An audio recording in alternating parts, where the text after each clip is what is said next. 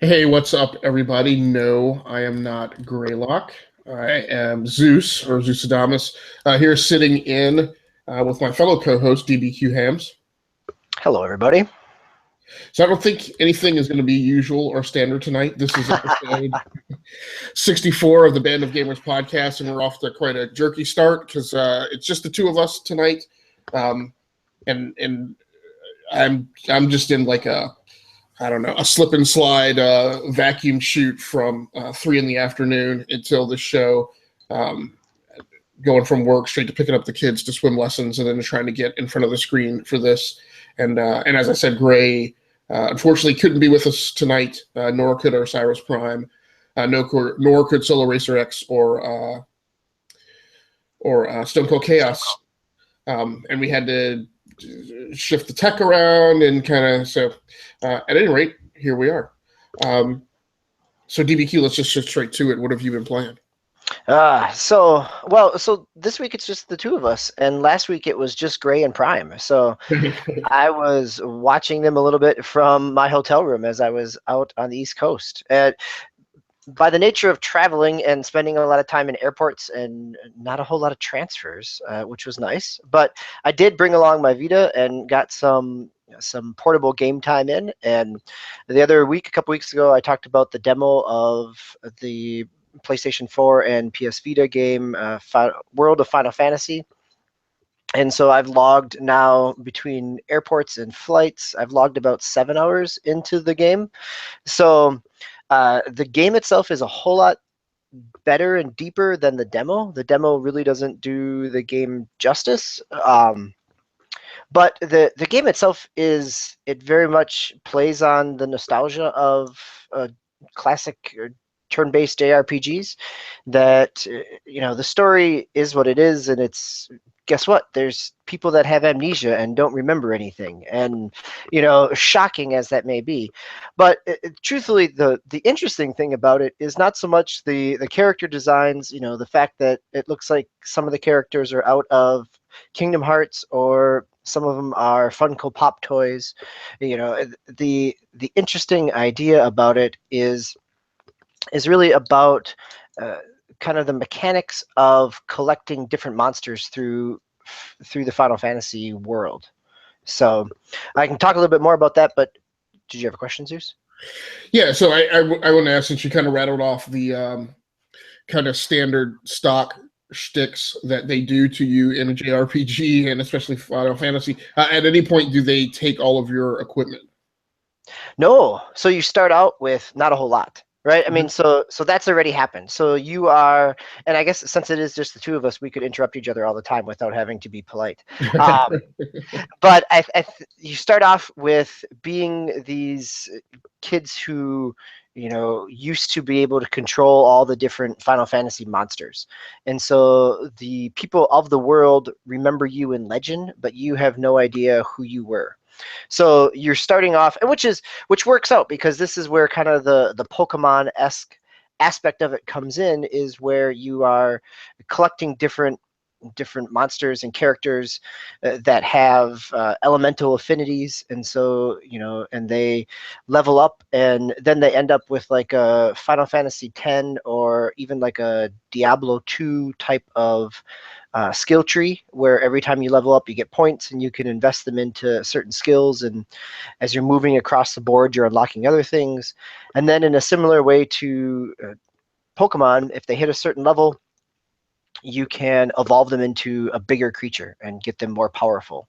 And so so there's some incentive there to play around with that because they have elemental affinities, you can mix and match. You can't really swap them in the middle of a battle, but you can swap them before a battle and set up kind of strategic, like if you're going into an ice area having a lot of fire, things like that. And the second kind of game mechanic aspect is not only collecting them and using them in battle, but the tiered aspect. So if you're a Kingdom Hearts character, you're a big character, and you can stack two of these little monsters on top of your head. So there's large, medium, and small sizes. And the more that you stack up, they compound your HP and your magic and your attacks. And if you stack two with the same element, then you get a bonus damage that way. Right. So are you a player of the Civilization series? I have not. I dabbled in 5, and I Okay. played a ton before then. So 3, 4, 1, and 2. Okay. Yes. Does it feel at all like kind of the unit stacking approach in that? I mean, the powers are combinatorial, but I think you typically get like defense bonuses and attack bonuses and things like that when you're stacked. Yeah, it kind of does feel like that, like where you can load them up into the same hexagon and Okay. kind of get some powers there. And so as you go forward, and that is true, because then as I've gone forward and evolved monsters, they become large, the large size. And so then if I'm the little Funko Pop size, I can ride on top of them. And so then it changes the dynamic, and you get little boost bonuses that way. And they, so there's a deep game system there for somebody who wants it. I guess really that's the only thing that's going to keep people coming back to it. I mean, if you're nostalgic about Final Fantasy characters, it works. But you're not going to be invested in the story. I put it down after getting back home from traveling, and I've thought about going back to it, but there's really not any. It's a great time waster, right? Like if I was marathoning a Netflix show, I could sit and grind levels and kind of play around with it, but it isn't something that is really engaging. And so I think if people are interested in a JRPG and want something that is kind of light and fluffy in a season of big heavy games, it's not so bad. I'm sure it's going to get a discount at some point in time. But I think unlike Titanfall 2, which I've been playing before I left and when I've gotten back, every time I set it down, I'm ready to play more, right? And so it's that idea of is it a game that's going to kind of keep drawing you back in when there's so many things that we could be playing this fall? Titanfall 2 is doing it for me, right? I haven't touched the campaign yet. I've, all over the internet, there's lots of praise for the single player campaign and the varying mechanics.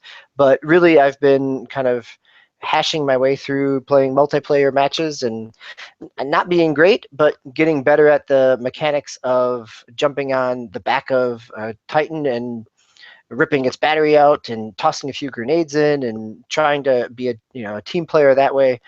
So the truth is it's fun and fast paced, and the nice thing about it is you can jump in and play in 10 minutes you've played around, and you're leveling up some different things. For players that play a lot, your gun levels up differently than your character, and so there's different mechanics there. You get credits that you can unlock the Titans. So I think that's I played the alpha test back in August, and I wasn't really high on it because it felt different. And I think the more that I play it, the more I'm appreciating it for what it is, which is just a solid, fast-paced, really fluid first-person shooter. So, and then I guess the last thing I've been playing, and this ties in with kind of BlizzCon, is dipping back into Overwatch. But I'll talk more about that during the news section because there's some interesting pieces there coming out of BlizzCon. So, Zeus, what have you been up to? Well, so before we go to that, I did want to ask you. So you're playing essentially, and maybe we'll go back to World of Final Fantasy because maybe there's part of the setup for this game that I don't understand. So is World of Final Fantasy a Morpig? In which way? Like the character that you play? I mean, just in terms of the connectivity, is it an online? No, it's a Okay. I'll say that I was probably fortunate that I started playing it when I wasn't connected to Wi-Fi, because it meant that I didn't download the English voiceovers. And so I could just read the text really quickly and keep moving through. And, the nice thing is it does have a fast forward button, so you can speed through battles, you can speed through dialogue. But no, it is solely a single player. There is a Coliseum option where you could battle. It's very Pokemon-like, right? Like I could go to a specific spot in the game and connect online, either local or online and battle a set of my monsters against a set of somebody else's monsters. But in terms of the overall story, no. It does have cross save between PS4 and Vita, so I mean that's a nice piece there. It's built right in. It's pretty straightforward and functional. It's not, you have to buy the game twice, so you'd have to be pretty dedicated to it. But as a portable game, it works in terms of that kind of grindiness of it. So that's just some really strange branding to me because of the way in which it was titled. It made me feel like this was another online Final Fantasy game. Because otherwise, why would you call it World? World of. So is it so the point of the World of is that this is an amalgam game where they are reaching back through all of the years of Final Fantasy and throwing a lot of those characters in with cameos and whatnot. And you're really kind of more so playing in the world than you are playing a single adventure. Yes, I think that's a fair way to say it. You are playing in the world of Final Fantasy. So, like the first opening town that you get into is the first town from the original Final Fantasy on NES, and the princess is there. And then eventually you discover the Warrior of Light from Final Fantasy 1. And I've so far run into characters from Final Fantasy 3 and Final Fantasy 10, a couple others as well. And so not having a deep knowledge of Final Fantasy characters, bits and pieces in the NES and the SNES era, I'm trying to place some of them, but you're jumping in and out of these different places, and even the narrative hook for that is that they are all these different kind of floating worlds or islands that are chained together by this evil entity, and you're trying to set them free again. So it's not quite it's not nearly as convoluted as like a Kingdom Hearts where you're jumping in and out of different worlds and they're trying to create some melodramatic story. It functions as kind of a tour through the history of Final Fantasy. And now, is it open world? Oh no. I mean, it is to the point of I could wander around in a pseudo overworld. It's open world like I guess kind of not even like Final Fantasy IV, right? I mean, it is not. There is an overworld where I am walking in between dungeons, and I could get attacked in that overworld, but it is not open world at all. It's very much, it could also function as a series of menus to load into isolated maps. Which, the nice thing about it is it also means that for a portable game, it functions very well because it's very self-contained, and it doesn't feel like there's clean breaks in it as well. Right. No, that does sound like an excellent thing to take on the road. And unfortunately, I didn't get a chance to play it, but I took my Nintendo 3DS on the road for a day trip last week. I'm packing a Fire Emblem Awakening along with me. Nice. Unfortunately, did not get a chance to play. But what I have been playing, and actually this is kind of a 2 week report, since I think it's been a couple weeks since I was on the show last. Yeah. But and actually I have to look at my YouTube page to remember exactly what I played. So I went back to Destiny, as I have been wont to do. It is kind of I'm trying this new time management technique where if you've ever, for people who have been who do or have been around software development, there is a development methodology called agile development, and it uses this notion of what we call sprints and backlogs, with where sprints are kind of in a specified time block, the specific tasks that you're going to do before you kind of take a pause and then review your work and reset for the next sprint. So I've kind of been taking that notion and applying it to my time management for games. So rather than what I typically do is I open up the entire backlog of like 300 plus games that I have never completed and attack them at random, which frequently results in me getting very little done in any cohesive manner. So I'm trying to take this approach of, I still allow myself to hit any game from my backlog in a month, but I specifically try and settle and focus on somewhere between 10 and 15 games that I spend most of my time going back to. And so Destiny is one of those. And the last time that I went in and played, the last 2 times that I had set time aside to play Destiny, or I should say 2 times ago, I was focused on playing Strikes and getting some kind of rapid leveling up. This time I decided I wanted to go back and hit the campaign. So I specifically went through and played it's a follow-on mission. I think it's the Gate Lord mission, and which is quite scary. And Follow up the Gate Lord. So is that have you done? Is it the Taken King stuff already, or? It is not. So I have none of the expansion packs. So this is part of the core thing. So this is the one where on Venus you go and you have what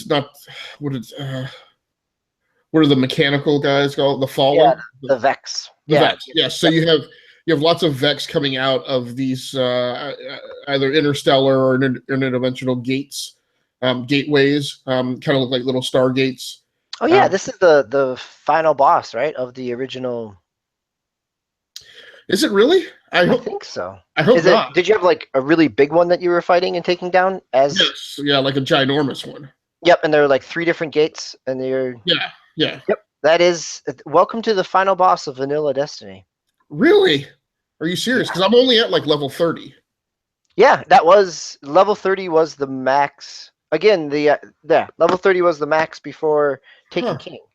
And then you had those 2 expansions, and Taken King is what brought it up to level 40. So, that's welcome to the underwhelming story conclusion. That's very strange, because I need to go back and log in, because it definitely makes it look like there's more single-player campaign left. Now, I will say, as I've been playing through, there's a little bit of weirdness, and number one, when you bring the game up now, it says Destiny and with the subtitle The Taken King, or not The Taken King. What's the most recent expansion? Rise of Iron.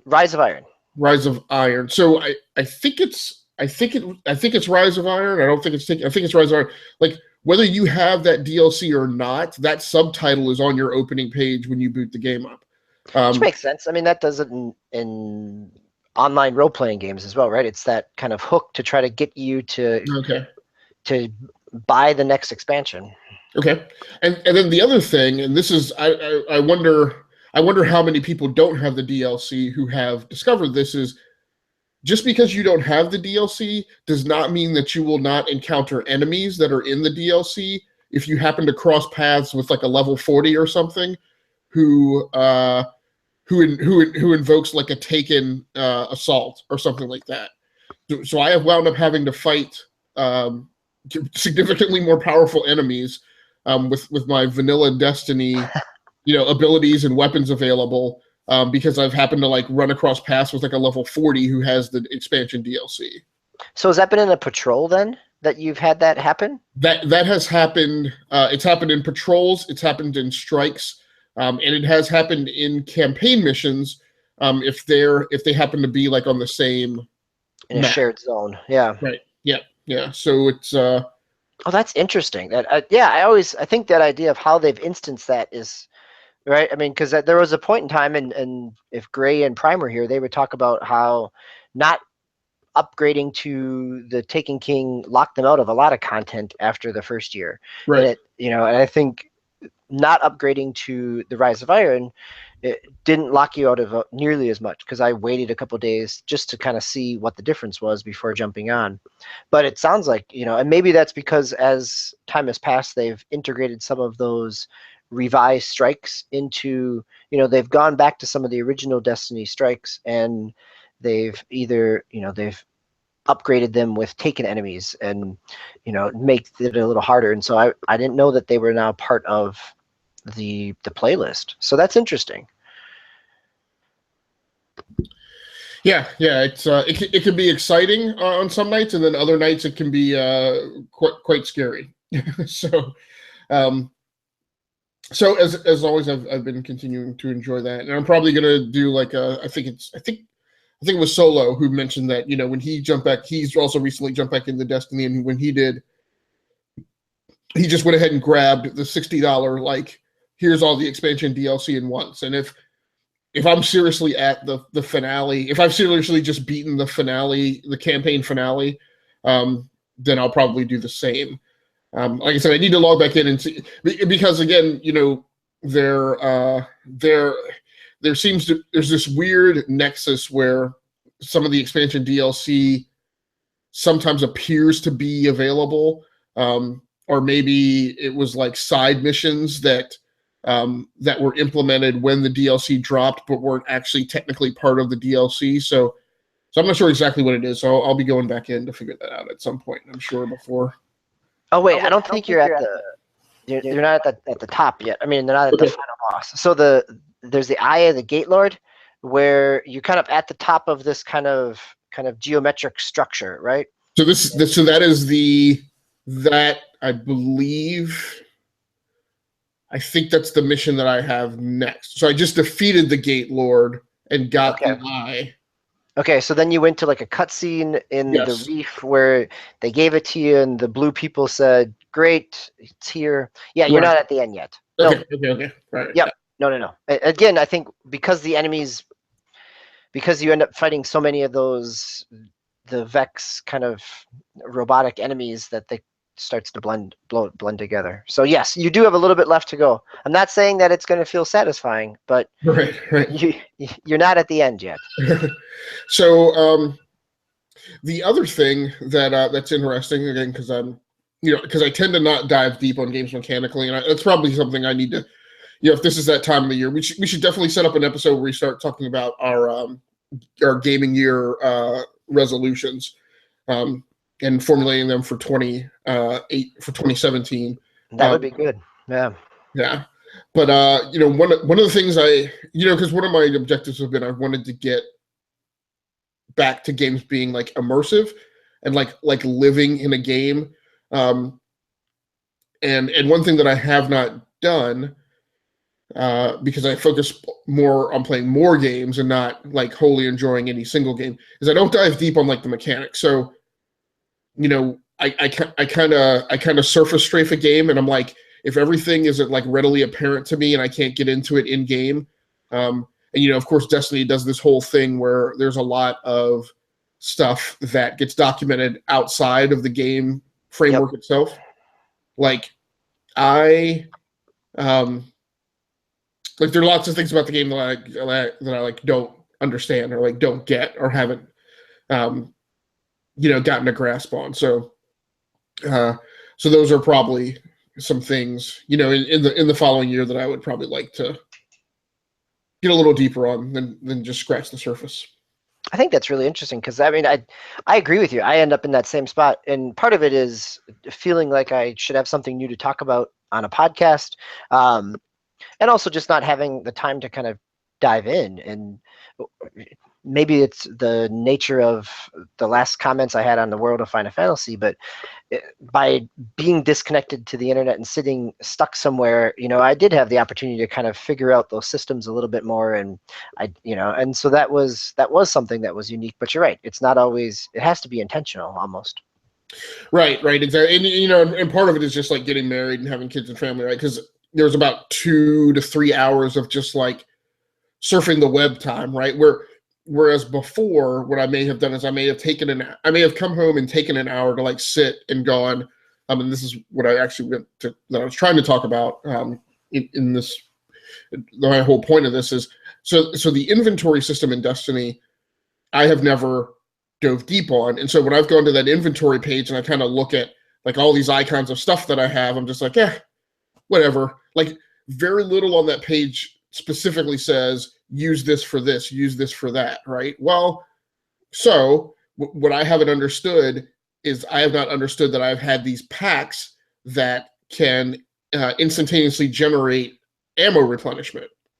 So one of my complaints has been when I go into final boss battles, I'm like, great, awesome. I have no heavy weapon ammo.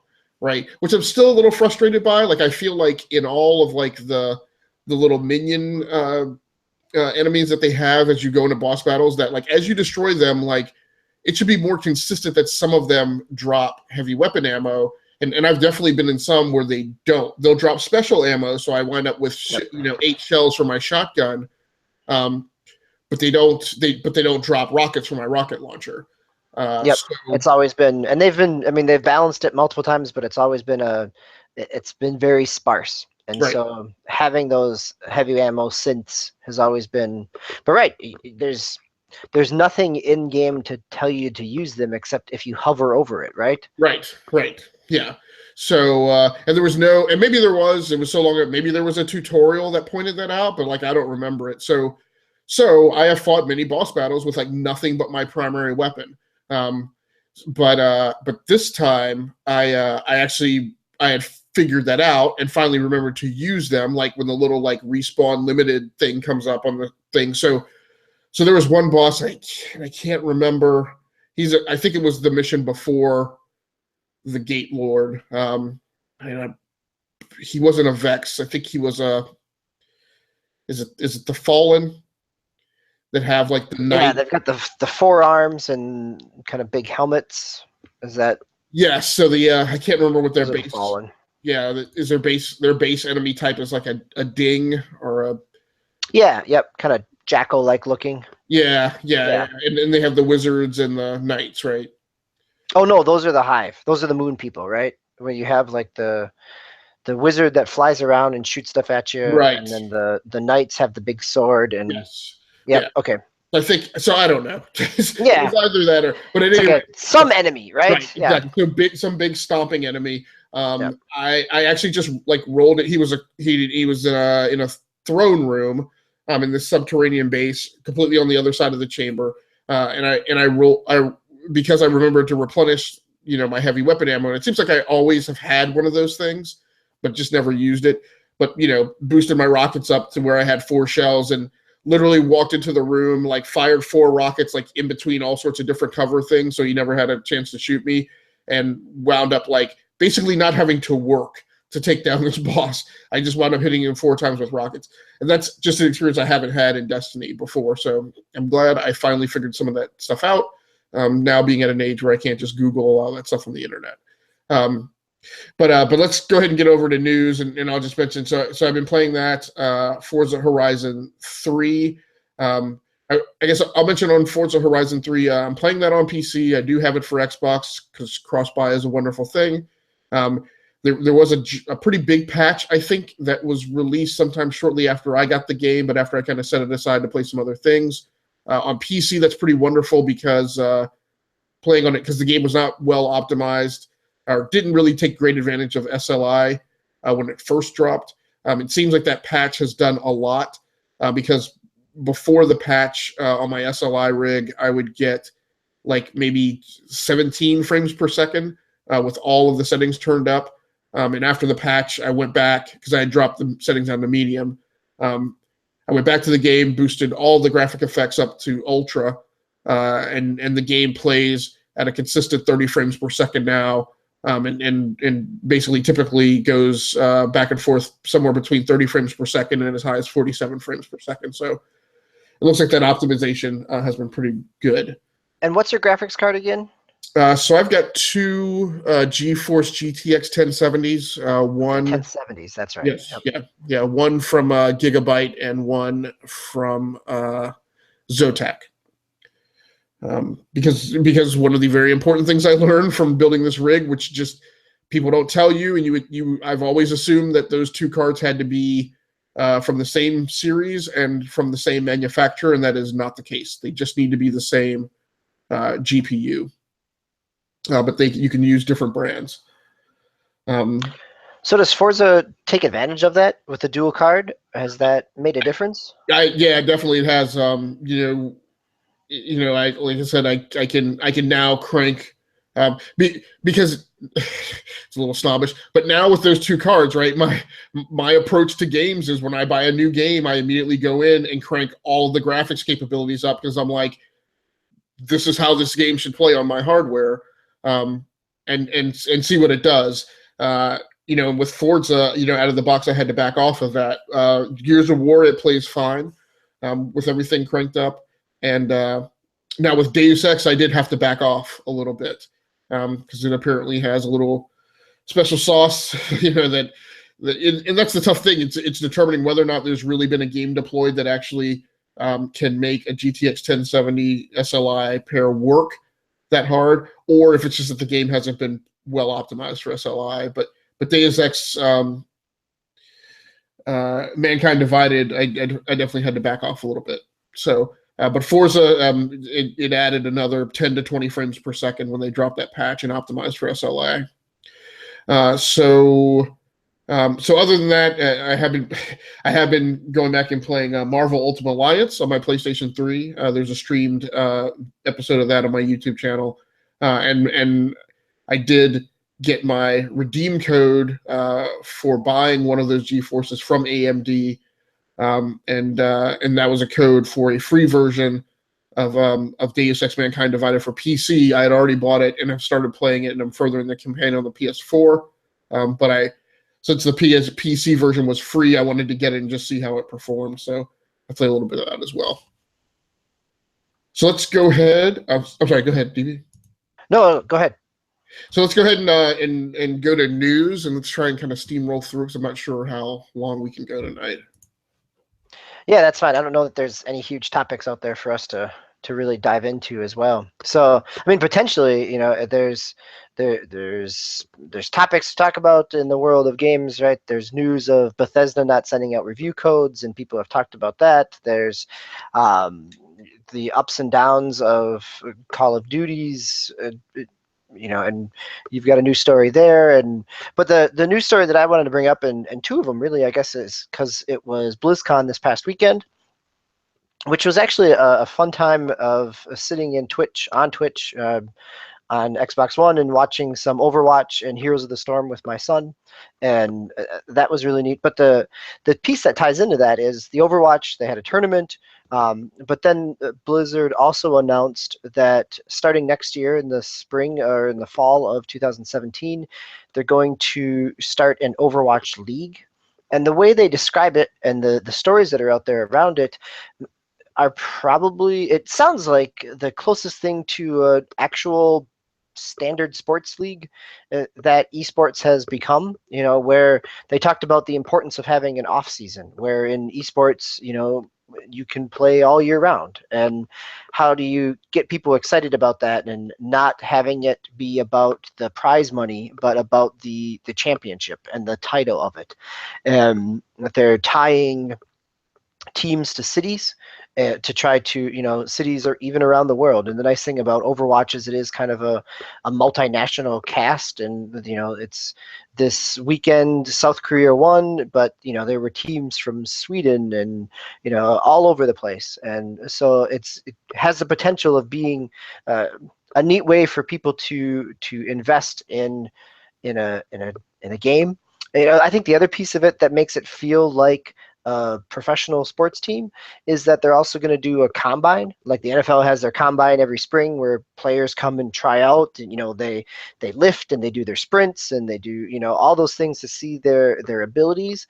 And so Blizzard was talking about how they're going to do a combine of sorts to provide a pathway for people to get into esports, so that it's not just simply finding a corporate sponsor and getting a team, but here's the way where you can come in and whatever sets of tests or skills they're going to have, but they're kind of creating a transparent kind of on-ramp into the sport.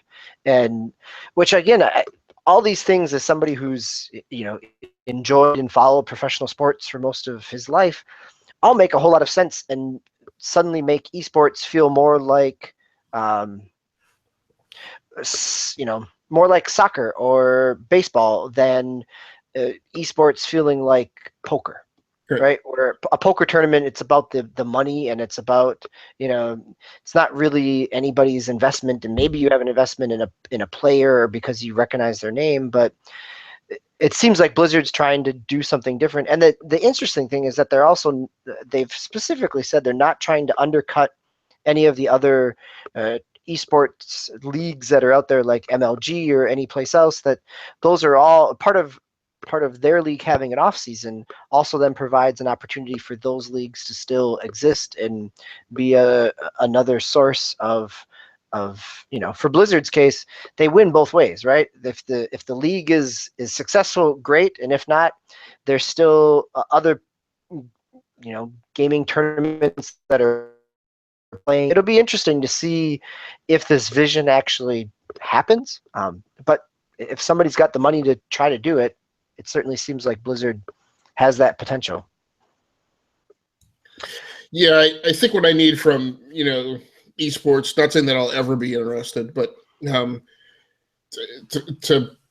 garner any interest with me is I feel like we've hit the mass propagation, right? And there's probably more to be done, but I'm already kind of over it, right?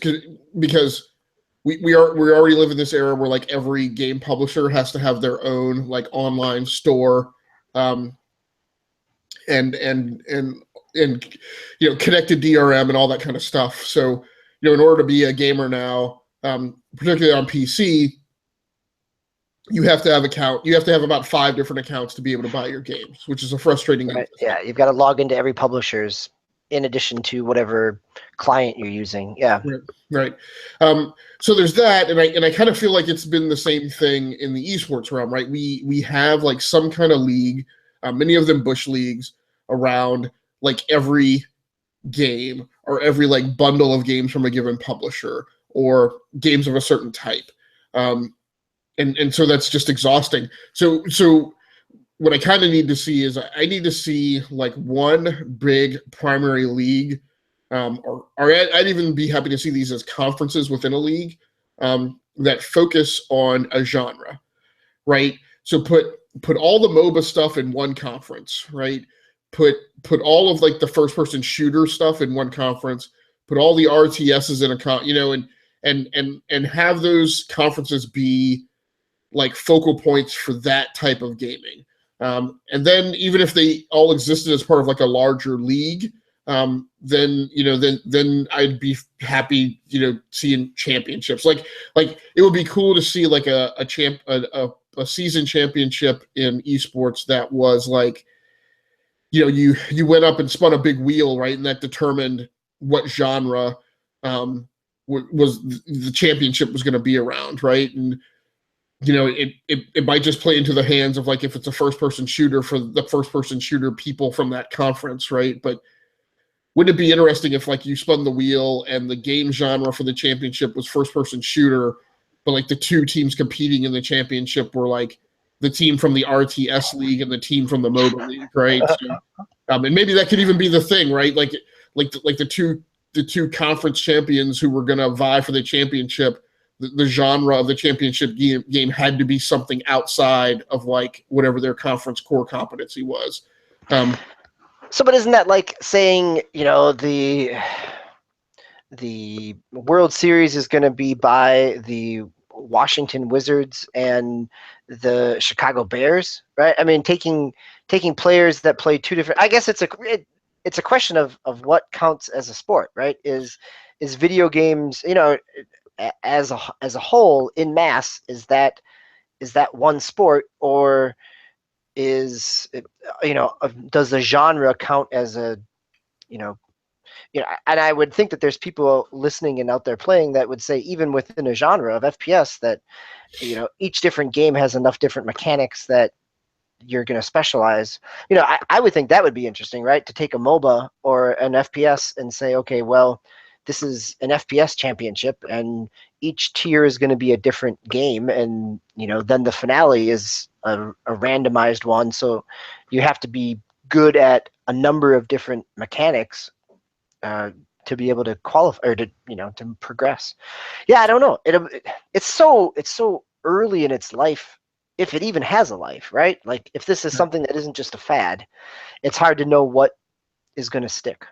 Right, and I guess that's the thing. That's the consolidation I need to see. I guess my point being, I'm not interested in following a league where all they play is MOBAs, right? So, and that's my big thing about the time that I spend in sports. Like, it needs to be hyper organized, and I need to be able to like set my schedule by it, right? I need to know this is a sport that's going to occupy X number of hours of my time per week, right?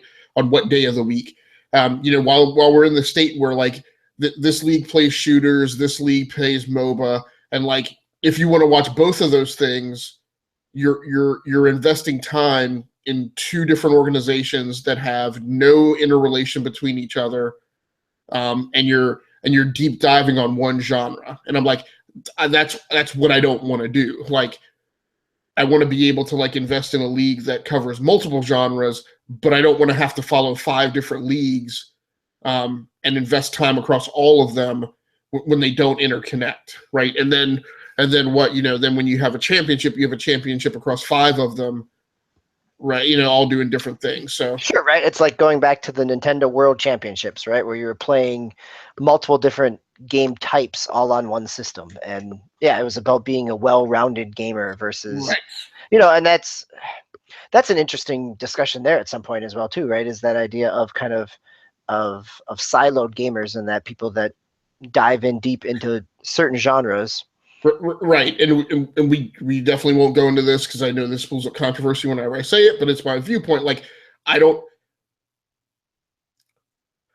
apply the label of gamer to people who deep dive on one game, or now in these days, like people who focus all of their time on MOBAs, for instance, like. And this is why I'm not on Twitch, right? Because Twitch caters to the people who play League of Legends, Battle, whatever. Like, it's whatever the top 3 MOBA games are. That's what Twitch focuses on. Yeah, you're playing a MOBA, or you're playing an FPS. Yeah. And maybe every once in a while you're doing a speed run in something, or a fighting game. Right. So that's all I'm saying. And again, this mirrors my transition that I made from the NFL to Formula One, right? Because the NFL is what, like 30 something teams, and it's 2 different conferences. And like, if you sit and watch one team's game, like on a Sunday, and invest 2-3 hours in it, you don't know if that's going to hold any relevant, right? So like, I went to Formula One because it's all, 20 teams all participating in one league. Like, all the cars are in every race. So it's not like, oh, great, in my one broadcast area, like I can watch an Atlanta Falcons game, and that might be the one Falcons game that I get to watch the whole season. And I don't know if that has any bearing on like the other 30-something hours of time. So I don't know. That's fine. That was probably a bad news story for us. No. I think it's an interesting discussion, right? And I think, to your point, and I think that this is, I hear it, is the idea that every genre, every developer, every publisher is trying to, they see the potential for esports money, and are trying to chase that, and it's not necessarily going anywhere, right? I mean, it ends up being, they're divvying up what is already a small pie in the world of professional sports, or even professional entertainment, right? And to then throw that in to say every game in this genre has a spectator mode and a tournament built in, and we're going to have a prize pool, it works to strengthen your community, but not necessarily to grow your community, I think. And that's ultimately, that's an interesting piece for me, is if esports is something that does develop and grow, how does it unify to the point that there's an easy entrance for people that haven't been following, or, as we just talked about with Destiny, that aren't out there online trying to figure out what the heck everything else is going on? What makes somebody sit down on a couch and not change the channel? What makes it accessible for them? Right. This is what I think. They are spreading the attention of the limited audience too thin for any single one of these like bajillion leagues to, in my opinion, be really successful. Like the person that I think figures this out is the person who figures out a way to come up with a league and a format and monetary distribution deals that are amenable to these leagues, and consolidates them into one Uber league, right? With conferences, so that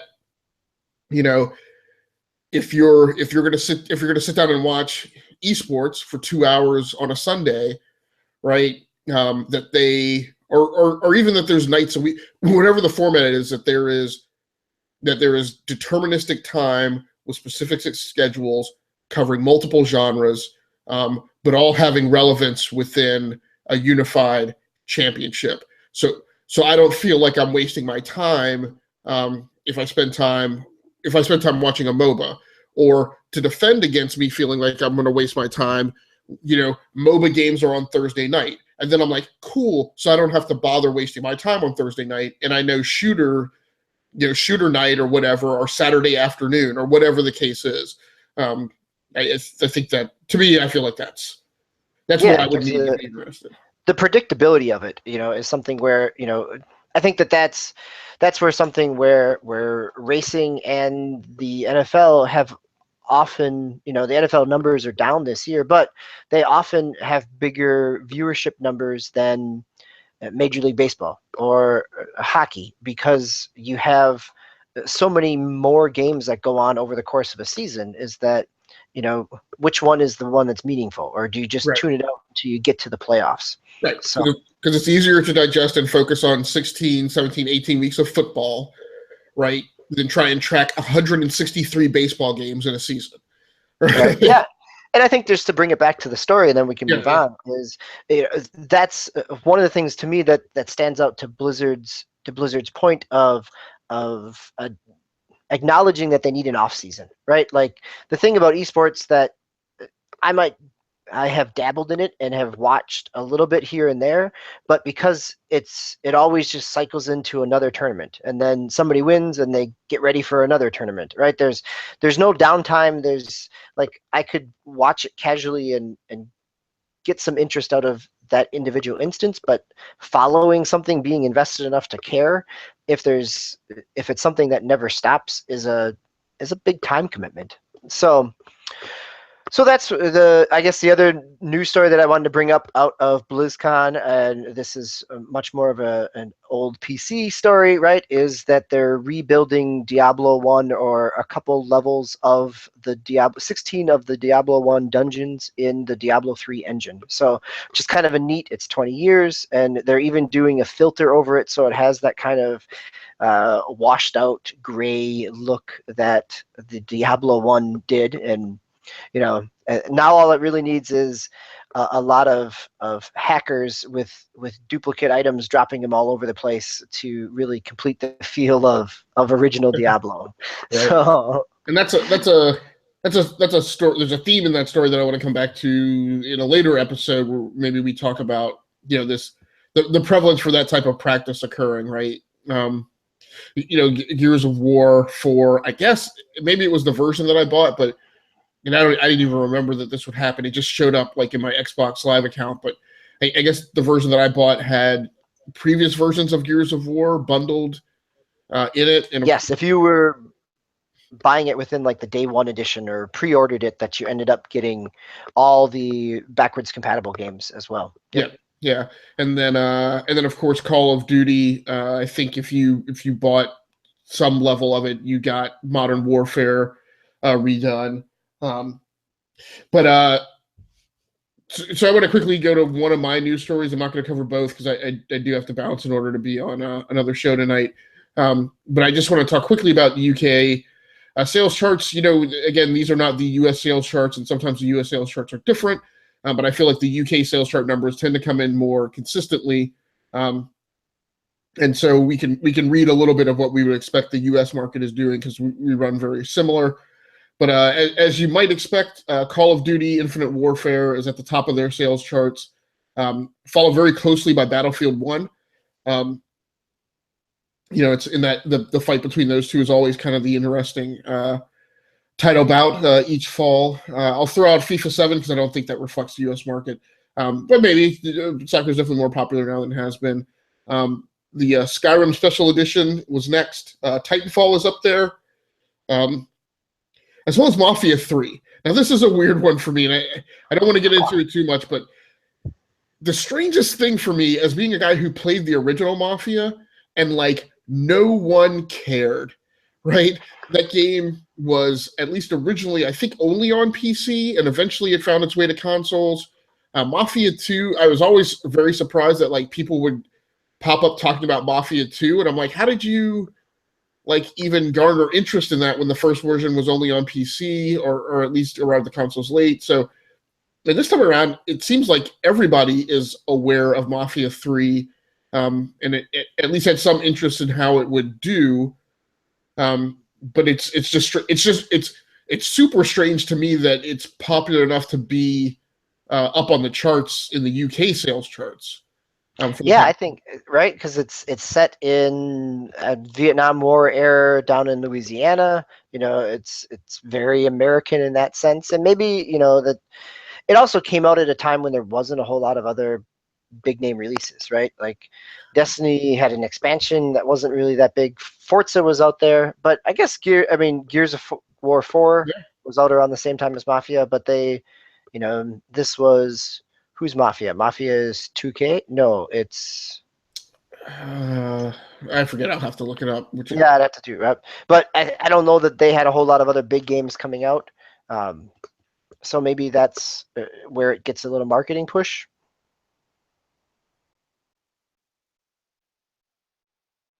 So are we both looking up who published Mafia at the same time?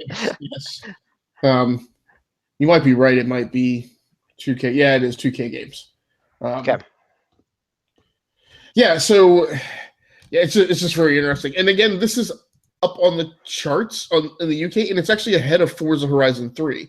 I mean, we all know how the Brits love their motorsports. So, again, and yeah, I think it did launch in a very competitive. I think it launched right in the midst of like the holiday slugfest.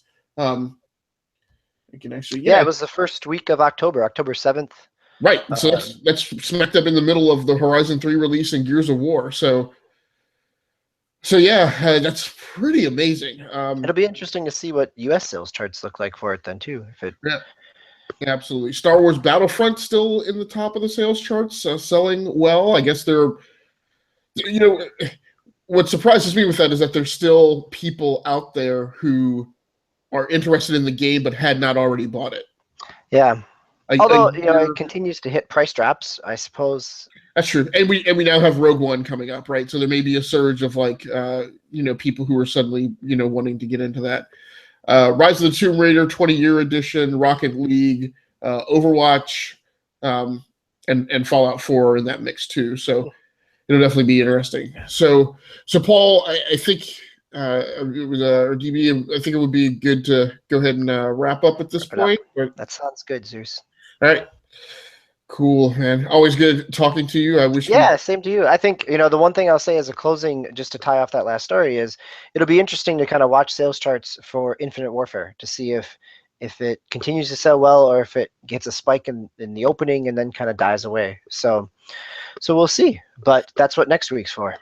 Yeah, it will be, and historically that, Call of Duty has been one of those games that it typically anchors in the top of the charts and just stays there. You get multiple waves of, I guess, millions of people who, like you said, as price drops occur, keep jumping on that bandwagon. And I think Black Ops, I think in the lead up to this, like a couple months ago when we went over sales charts weren't like Black Ops 3 was up there and Advanced Warfare was up there still.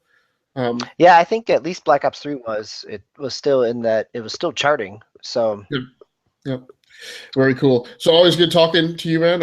Same to you, sir. Thanks for running the show tonight, and we'll see you soon. Yeah, hopefully we'll be able to figure out how to get this over to the Band of Gamers YouTube channel. If not, it was still good talking with you. So yeah, absolutely, man. All right, well, that is it for us. You can check us out next week when we will be back for episode 65. I personally will not be here. Actually, keep an eye out because we'll just see how things go in the month of November. Obviously, it's a holiday month. So thanks so much for everybody who joined in either live or watches this archive video at some point in the future. We certainly appreciate it, and we will be back to entertain you either next week or sometime shortly thereafter. Thanks a lot. We are out of here.